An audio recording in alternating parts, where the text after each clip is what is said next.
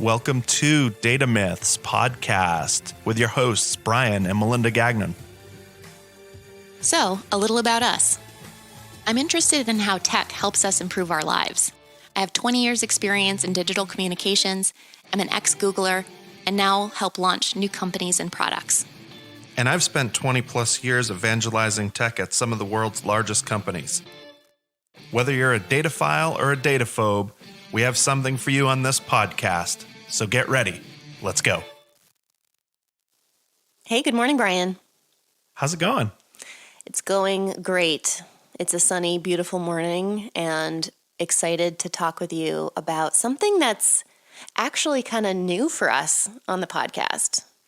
Yeah, so today we're going to talk about audio, which kind of interesting. You know, it's sort of old school. So well, it's and I shouldn't say we haven't talked about audio on the podcast. I mean, we are a podcast after all. We're all about audio. We've talked about the fact that audio is becoming a much more popular format for content distribution because of, people on their mobile devices and having access to lots of data. So that's something we've totally talked about. But we're going to talk about actually how audio came to be and what's happening today, given our history in audio. Is that right? yeah, no, and that's right. And if you think about it, actually these microphones that we're talking into, Electro Voice microphones, they're probably 60-year-old technology or better, right? And they sort of have been the voice of audio and listening for quite a long time. So that's kind of interesting that there's such history in the market. Yeah, it is. And when you think about how communications first started, I mean, it's audio. Obviously, we were sitting around radios before we had TV. Any kind of communications when it came to the most critical applications of communication, unfortunately,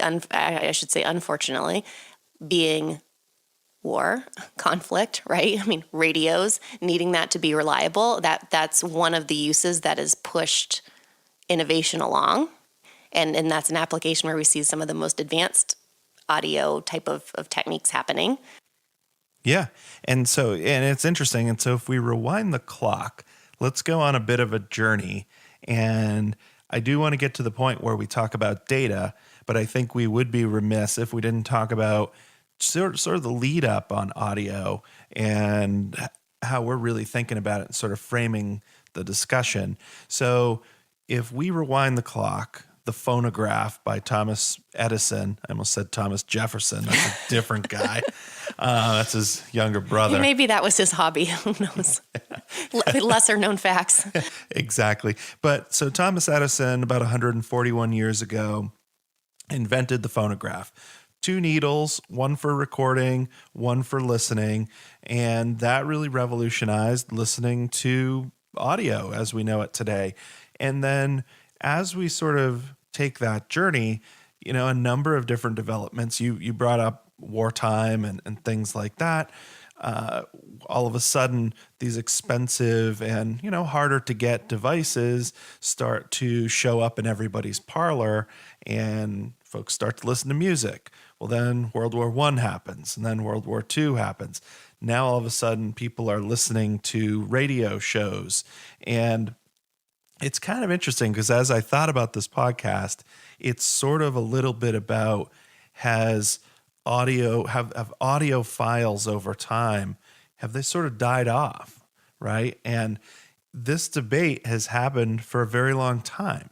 And so when AM radio came about, a lot of people that got used to listening to music on the phonograph were like, oh, the radio is terrible. Like actually listening to AM radio, it's low fidelity. It's not, it's lossy, it's up and it's down. It doesn't have good sound quality. Lossy meaning it doesn't maintain the fidelity of sound, the true quality of sound.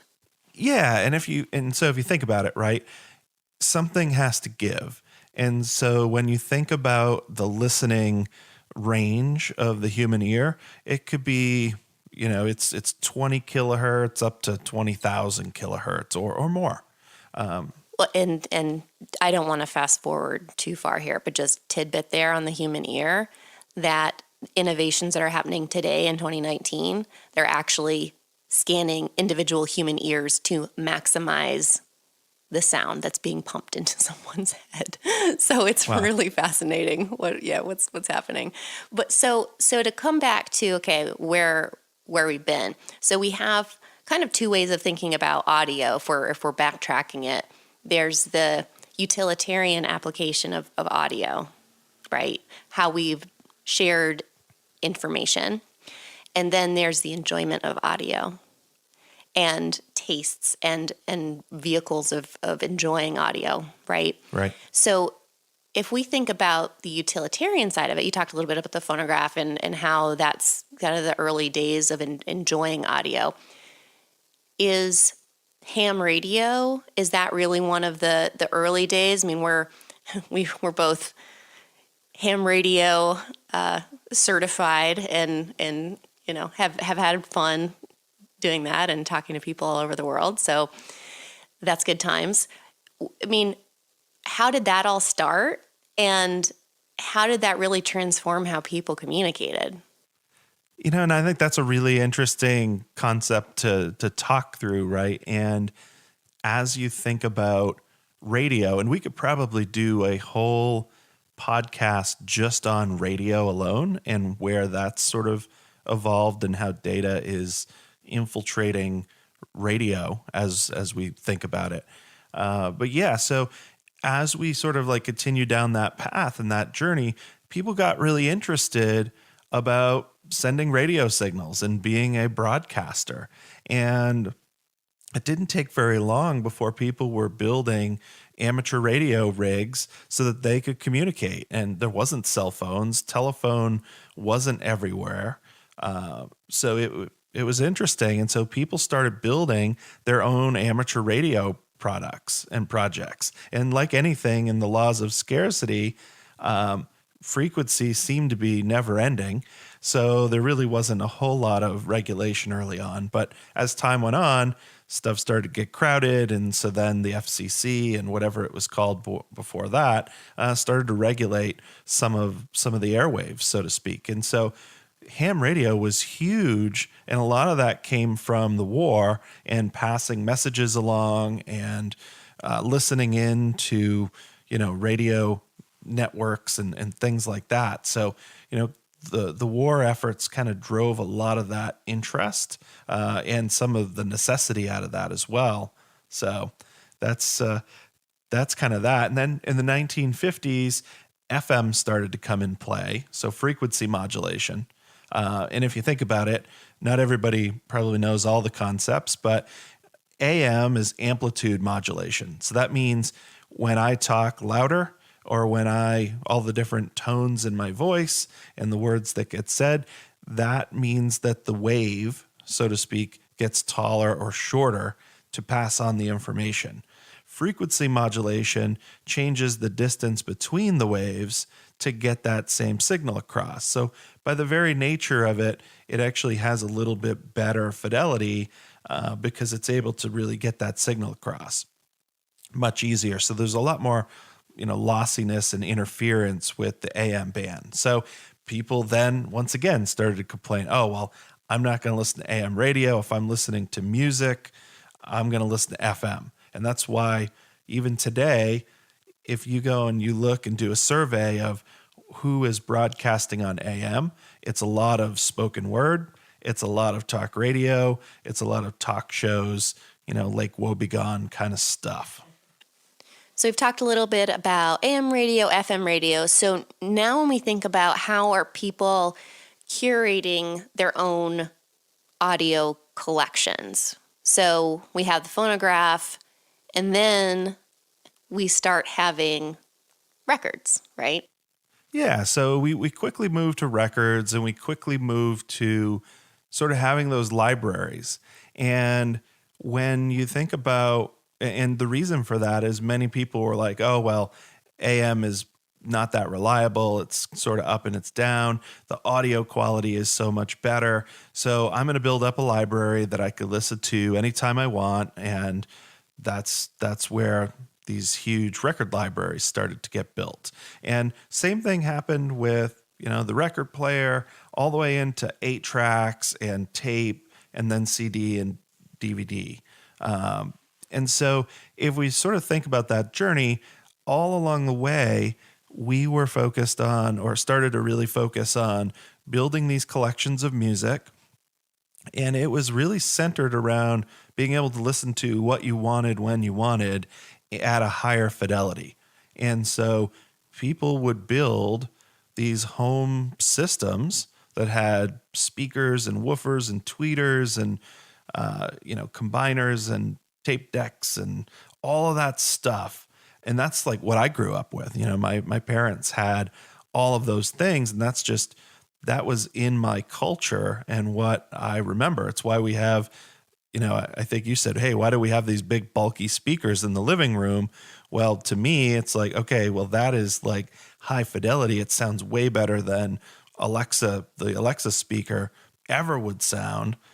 So that's sort of where that journey sort of went. And so the high fidelity crowd, audiophiles, really started to get born, and they were a lot more focused on kind of the quality of the audio versus the transportability and convenience per se, and cost as well. So that's sort of the journey a little bit to kind of advance it a little more. But there's always been this push and pull on portability and cost over clarity and fidelity. So it's really interesting. So yeah, I mean, vinyl was always that go-to source for music, and then really, as you said, that convenience factor, that portability factor came in, and the first contender really to disrupt the vinyl space was in 1962 when the Philips cassette was released. So, now you have these abilities to rewind, fast forward, pause, stop, all of those things that we can all remember about cassettes. And it was a much easier package to carry around, of course, than a fragile record. And the best part about that is if you go back and look at sort of the history of time of audio, people, once again, the audiophiles were like, nope, cassettes, that doesn't have the same audio quality as listening to an LP record. And so it's sort of been this push and pull over the course of time with audio. And that's really interesting to me. And then I remember when MP3s started to come in, people were like, oh no, you don't listen to MP3s if you really care about audio quality. Yeah, you need your CD. And that was, that was the next step, obviously, past the cassette tape, is the CD came about. And that was really in the mid 70s. And it took a while for the CD to really displace vinyl. And it wasn't until 1988 that CD sales finally outnumbered vinyl sales, which is kind of crazy when you think about it. It seems kind of late. Yeah. What was the first CD that you ever bought? My first CD was the first Green Day album. Wow. Yeah, and I still know every song on that album because I played it over and over and over again. That's interesting. Do you want to know mine? Of course. I'm almost embarrassed. Okay, gotta hear I think it was Paula Abdul. You think? You don't know? Yeah. It was either that or Milli Vanilli, which was hot at the time. And then I remember my dad being Those are both like, really hip. hey, so this whole scandal came out that they lip synced. And so the record company tried to buy back all the CDs. And my dad, I remember he was like, oh no, we're not letting them buy this back. This is going to be a collector's item someday. So I'm going to check eBay after this and see. That's so hilarious that they're buying back CDs. Can you imagine that happening today? I mean, no. Are you kidding? No. So let's get back on track. We got in the Wayback Machine once again. Yeah. So as we sort of like take that forward, now we've got these big bulky systems. People started building speakers and, really focused on how do I make awesome sound? How do I make loud sound? So, there was, when I was growing up, if you didn't have like a big set of speakers and, a big subwoofer and things like that, you weren't in the in crowd. Oh yeah, I remember shopping for my college room dorm, and I mean, I didn't have lots of cash to throw around on audio equipment, but I remember looking for those those bundled component systems, right? So you could kind of spread the speakers out and looking for the biggest, baddest thing that I could find. That was a package deal. Yeah, and I was the opposite. I was like, how do I get each and every individual component, because I want each one to be absolutely the best, and I'm going to shop for a tweeter, and I'm going to shop for a mid-range, and then a subwoofer, and then a cassette deck that's the best, and there was none of this all in one. Well, I think you had a better job than me in college. Maybe, possibly, yeah. I did work at the computer sales. I was a lifeguard, so Yeah. Hence my music choice. It's okay. Music system choice. Our paths came together here, so we're good. So anyhow, really as we sort of talk this through, right? All of these systems started to kind of get built out, and it became a rite of passage, to be moving heavy audio equipment in and out of, your dorm room or your apartment or whatever. And so it built almost a culture. And, when you're moving in, well, what's the first thing you do? Hey, I want some tunes. So you carry the big heavy speakers up, all kinds of, spaghetti nest of wires. You sort those out, you get it all plugged in, and you get some. And a ZZ bit of Top this going. culture is still in our living room. It is. There's a bit of a museum in our house, but Gotta appreciate it. and so that really kind of became a culture piece of having these stereo systems. And I think, as the laptop got better, as desktop computing got better, as speakers, we made basically compromise, and speakers got smaller in some cases. People started saying, hey, you know what? I'm just going to bring my laptop up and set that up and play that. And so they kind of said, F the big system. And they traded the portability for audio quality.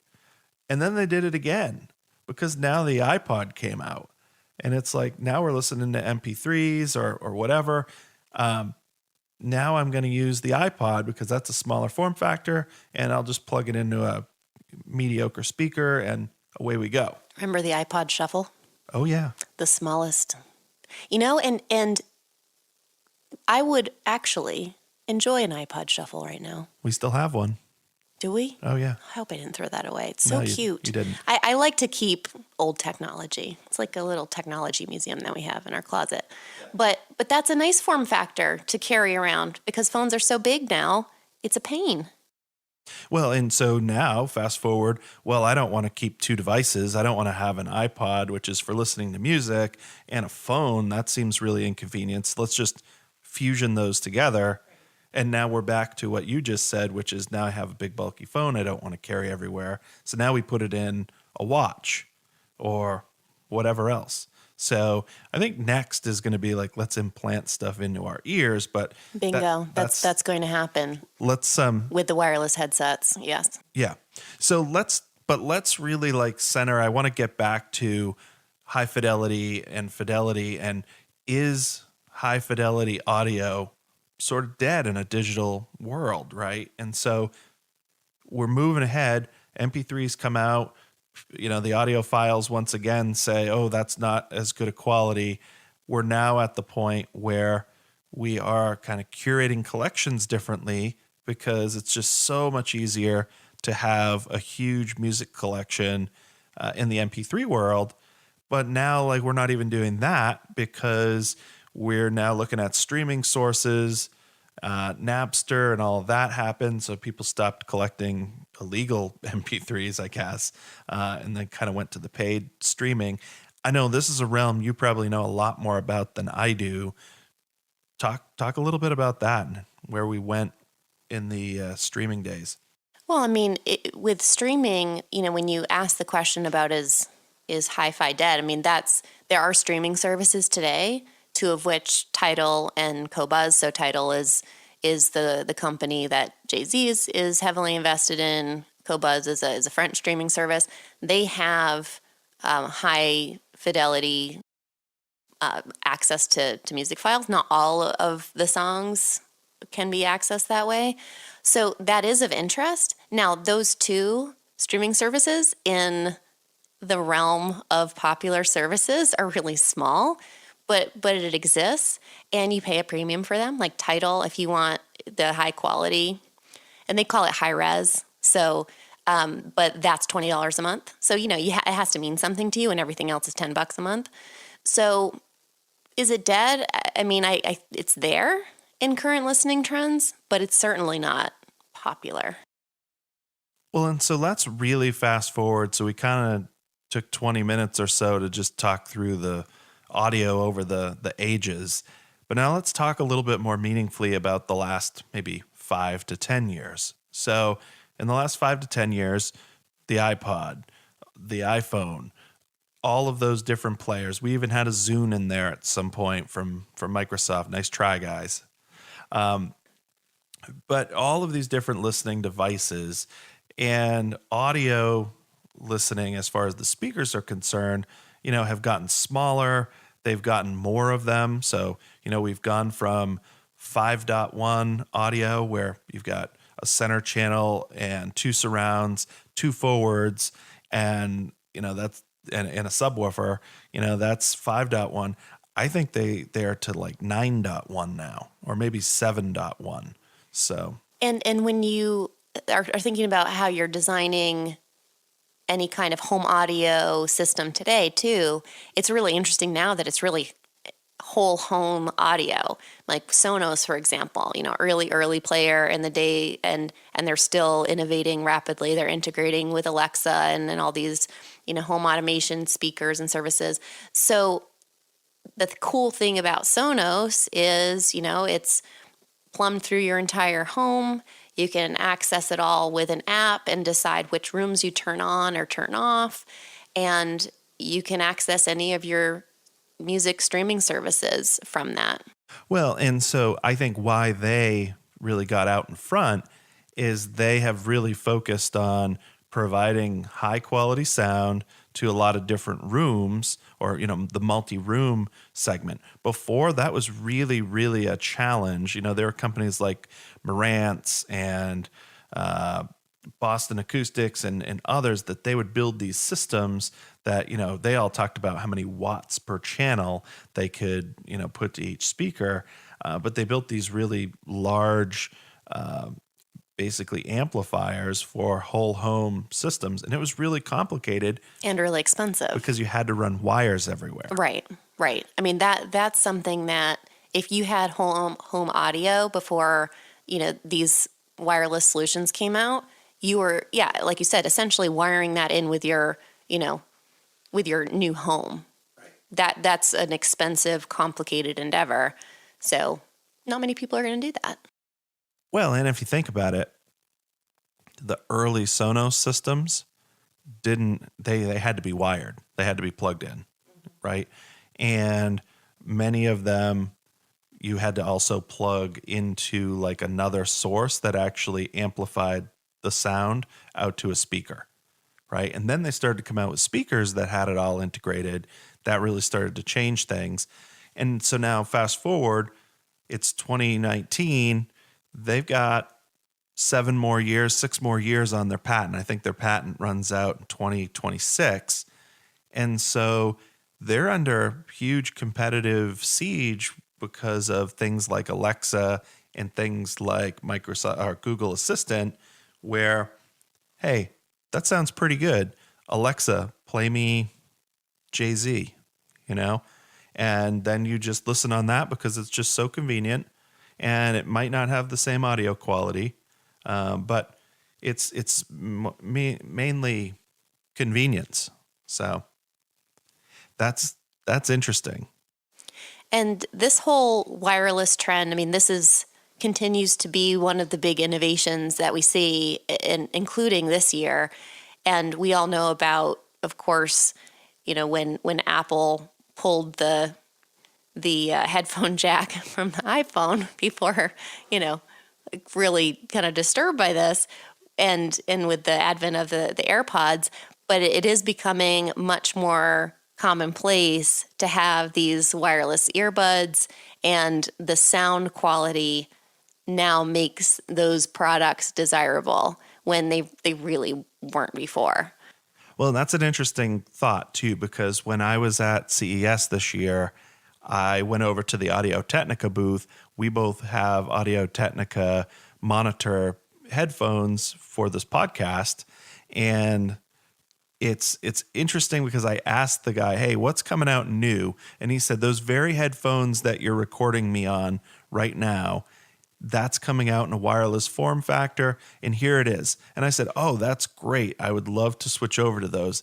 And his answer to me was, "Well, what you've got will probably actually be better for what you're doing and monitoring and really having to hear every ounce of fidelity of that audio source.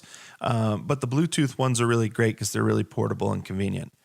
I'm guessing that probably the next time I buy some headphones, they very well might be those wireless ones, and I might not miss that little bit of audio quality difference. Yeah, absolutely. And if you're recording on the go, and we had this experience running around CES, and we did have our, tethered headsets because that's just, what we had to use.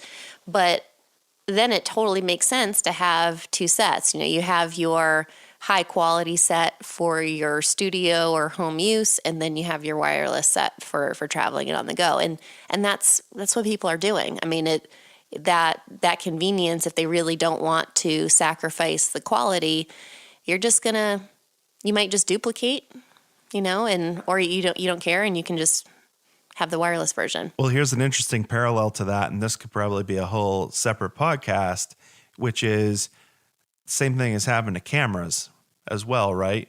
Probably about the same, longevity in the market, but we've got a DSLR. I rarely pull that out because I'm worried about breaking the darn thing. It's so expensive, but oh, hey, let me just use my iPhone because I carry that with me everywhere. And so that similar thing happens. Do we get to the point where, hey, it's just more convenient to have the wireless headset and skip the wire altogether? Yeah, yeah, absolutely. And another interesting thing when we're looking at trends with audio right now, we saw some cool things at CES with this idea of 360-degree audio. So in 2018, there was first some, talk about this, and Creative released this platform called Super X-Fi that could basically replicate a soundstage. And it's like this surround sound system that's actually in a pair of over-ear headphones. So that's when we kind of first started to see this. And essentially what we saw this last year at CES with Sony, it announced their 360 reality audio. And it's something very similar. So it's that same kind of immersive sound experience, and it's through a headset, and they support that quote unquote high res audio platform like Tidal and Qobuz that I mentioned before. So these are pretty interesting advances that really change how we hear music, and I don't want to say just like it's actually the science of how we're hearing it, which is really interesting. Well, and I think the other interesting piece to this is if you look at the home audio market, it has dropped off a cliff, actually. So the mid-market is like gone. The high-end market has really like stagnated and declined. And a lot of it has to do with, I think, folks just settling in some cases for portable, okay sounding audio. Yeah, and this innovation by Sony, it is within headset, and it also can be through speakers, and it's really challenging that whole, you're talking about the home entertainment system of old. It's taking that idea of stereo, and these are 24 channels, right? That's kind of around this 360 kind of idea. So this might be something that give some juice to that industry. So, I mean, we'll have to see. It's really early, obviously. When you see something roll out at CES, that doesn't mean it's gonna create huge waves in the marketplace, maybe even in that year. But it's going to be something interesting to keep an eye on. Yeah, and then I think about, if you really rewind it back, you think about Beats, right? Or even Bose for that matter. The old joke with Bose always used to be no highs, no lows, it must be Bose, because they made design sacrifices. And I'm sure some Bose engineer that's listening to this is probably, sticking a needle in a Brian voodoo doll right now, but that's okay. But basically, they made design sacrifices to get to form factors or listening capabilities, and that happens, right? Design happens, and compromise is made. And let's face it, Bose has made some really cool innovations over the years. However, you get to like Beats, which are really popular now and bought by Apple. Their audio quality, in my opinion, is not that solid. They don't get really that great reviews from true audiophiles, people that really know what they're listening for. They just added a ton of bass, and it isn't a good balanced sound. So it's interesting of how the trends in the market have kind of eclipsed. Oh yeah, absolutely. And another interesting thing, that we're seeing in the space right now with audio, some really cool innovation on actually recording audio too. And what Nokia has developed in particular is this way of recording spatial audio. So when you're using your phone's camera and the phone's microphone, you can basically enhance sounds that are coming from certain directions, and the noise from outside the video frame is suppressed. So that's such a huge advancement in just how the everyday person can record audio, within their videos particularly. And he's another part of this, technology with Nokia that they're explaining is when you play back that sound on headphones, you actually hear the sounds in the direction that they originally came from. So this is like a really interesting concept. You think about how that could be applied to gaming, to just experiencing sound in a very different way, a very real way. So, we have these two different concepts. You have this immersive surround sound thing, and now you have this directional sound. So this is getting to be a very, to say high quality doesn't cut it. It's just this very realistic sound experience that we're going to start seeing. Well, and the interesting part is that stuff has been about for a long time, and it involved really expensive, high-end recording equipment to be able to capture that directional sound and put it in a sound stage that made sense to a listener. Is this what we see in like spy movies when someone's in the bushes with like their little, antenna with the dish behind it looking for the sound? That's a little different. That's a directional microphone. So that would be a shotgun mic, so to speak, and very focused, very directional, and then you've got something not quite like the Nokia phone. Is that what you're saying? Well, no. And so where I'm going with that is you need many microphones to capture direction. And so that technology was tough because you had many different tracks, and then you had to make sense of that directionally. And so things like Alexa, things like podcasting, they've really actually driven microphone technology. Same with iPhones, or same with phones. I hate to keep saying iPhones. Most of the other phone technology out there is probably more advanced than an iPhone at this point. But you look at podcasts, for instance. I bet if you went and looked at Electro Voice microphone sales, they probably picked up tremendously over the last 10 years. And it's not because more people are, making an FM station. It's because of podcasting. Oh yeah, absolutely. And when we're also thinking about how we're starting to share and socialize this, audio content, that's another huge thing with streaming services. And I absolutely want to dive into that in much more depth in another podcast of what's happening in the world of music streaming. But social sharing is also a huge feature. And this is so different than the way we've been able to share music in the past, and I shouldn't say music, but any kind of audio information. So, Spotify is one of the best, that you can collaborate on playlists, you can share recommendations, all of that. So it's a very different, not only format, but a very different consumption and sharing experience. Well, and to think about it, I'm just sort of drawing a little bit of a correlation here. So when we got into podcasting, I did a lot of reading and I listened to a ton of podcasts. And really quickly, you could hear the difference in audio between a good podcast and a bad one.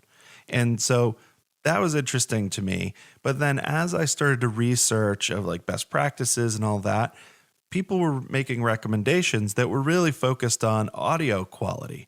So in a way, we're going back to audio quality again and people caring about it because they are hearing the difference between a really bad podcast, audio quality wise, and a really good one. And they're deciding with numbers, hey, I want to really focus on making the best quality audio I possibly can.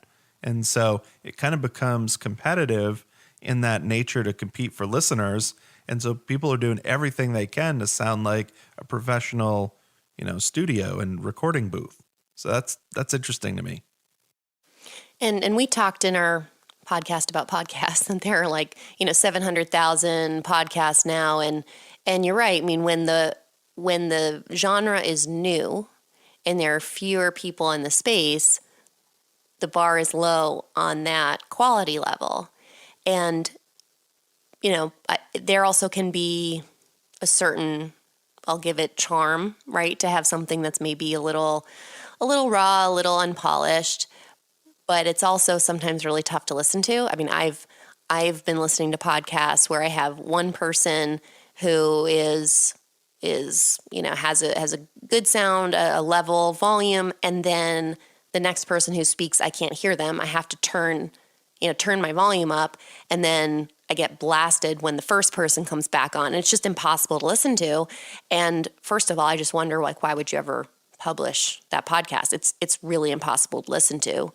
But that's something that is really going to just leave that show behind. Well, and I think one of the interesting parts about it is if you go back and you look at a really popular show that has been publishing for, since maybe 2007, and you listen to their audio quality, I'm going to bet that their audio quality wasn't nearly as good as it is today. And my argument is that as you are in the search of more listeners and, creating more interest and differentiation amongst a bigger sea of folks trying to do the same thing, you start to focus on things like quality a heck of a lot more than when you're doing your AM broadcast. Yeah, well, yeah, it's the fine tuning, and the format allows it. I mean, I guess one question that I have with that whole trend is, well, back then, did they just not need to, so they didn't? Or could they not accomplish that because of technical limitations? Well, I think it's dollars and cents, right? And I think it's ease. It probably was, hey, no one else is doing this today.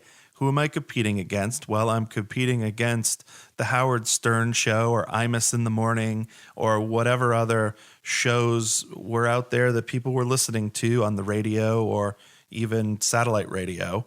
And so now I'm going to start doing a podcast. It's a really different format. I'm going to just record it with the microphone I've got, which might not be that good.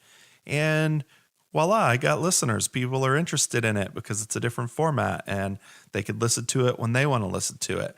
And so it becomes that portability piece. But then as the market starts to saturate, it quickly becomes, hey, the bar is that if you've got all kinds of wonky audio sounds, if you have, disparity in the different tracks and people talking and the volumes are different, that's distracting.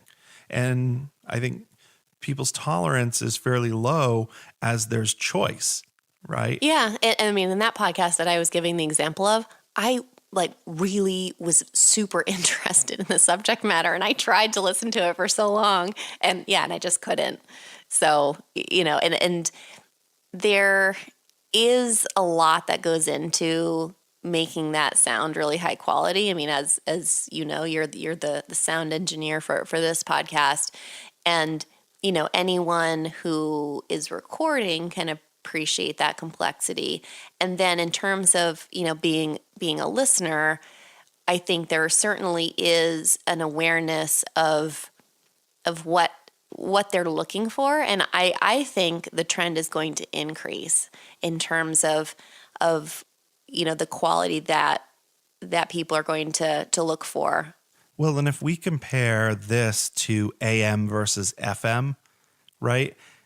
People would listen on AM, but when FM came about, there was a pretty massive switch to people moving to FM, any place that there was an FM, broadcaster around. And I think as the space gets more crowded, people tend to do whatever they can to differentiate. It's why we have a fairly expensive setup, and mainly because not because we have huge followings. I mean, we've got maybe 2,000 listeners a month at this point, which is great for 5 or 6 months in. But if we had a huge following, I feel like we would need to have the same quality. We just chose to take quality off the table and try to produce the best sounding thing right out of the gate. But that was our choice. Yeah. Yeah. And I think another nod to this trend that I think we'll keep seeing is people seeking out higher quality audio is the vinyl revival. So, no, this actually isn't a hipster thing anymore. After vinyl declining for decades, actually in 2017 was the highest number of vinyl sold since 1991. And in 2016, it reached a 25-year high. So this is a significant trend, and it's something that we could keep seeing, which will be interesting to keep an eye on. Well, you mentioned hipsters, and I am pretty happy that they helped revive one of my favorite beers. Yeah, so, you go. Yeah. But anyhow, we're kind of shaping up, and we've got to sort of start to wrap it up a little bit. So I think, in closing and sort of to come to the conclusion, I think audio has changed so much from the beginning of time to where we are today. I think in the next year or two, we're going to see a ton more change as voice search and voice capabilities of things like Alexa and Google Assistant and whatever Microsoft's offering is. I think we're going to see a lot of change there. Is there anything you'd like to kind of cap off on? I'm excited for the day that I'm walking around in my 360-degree audio headset. And I don't even know what that means, but I'm really pretty excited to see you doing that as well. And, I think this is going to spawn a lot more discussion. I don't think we talked as much about streaming as we wanted to in this podcast. Oh, we're going to have a streaming podcast dedicated to music streaming. It'll be awesome. Well, and I think we need to, right? Because some major change in the market has happened with Apple iTunes and such. With Pandora and Sirius. Oh, yeah, there's lots. Yeah. So let's wrap it up. And, thank you for debating us and talking through the history of audio with me. Thank you, Brian. Thanks so much for listening. This episode is sponsored by Uprise Partners. Uprise launches startups and evolves established companies. Check it out at www.uprisepartners.com. Please like, subscribe, and share, and we'd love to hear from you. Give us a shout if you have a great idea that you want us to include. Just email us at hello@datamyths.com. Catch you next time.